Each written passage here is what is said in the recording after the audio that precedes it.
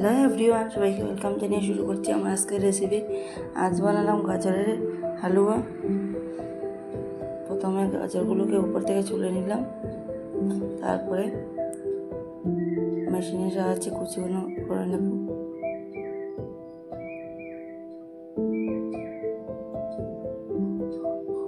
সবগুলোকে কুড়িয়ে নেব।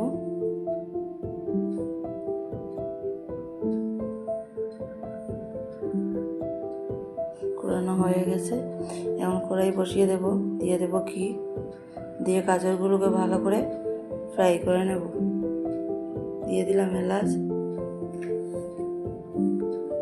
গাজরগুলোকে ভালো করে ফ্রাই করে নেব।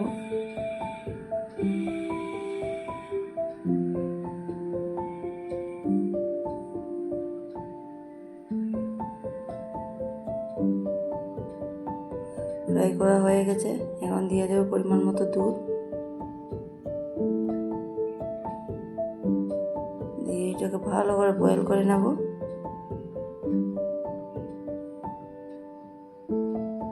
দিয়ে দেবো চিনি, অল্প সময় নাড়াচাড়া করে এটা সেদ্ধ করে নেব। সেদ্ধ হয়ে গেলে দিয়ে দেবো কিশমিশ, দিয়ে নামিয়ে নেব। হয়ে গেছে গাজরের হালুয়া। প্লিজ আমার চ্যানেলটাকে সাবস্ক্রাইব করে দিও।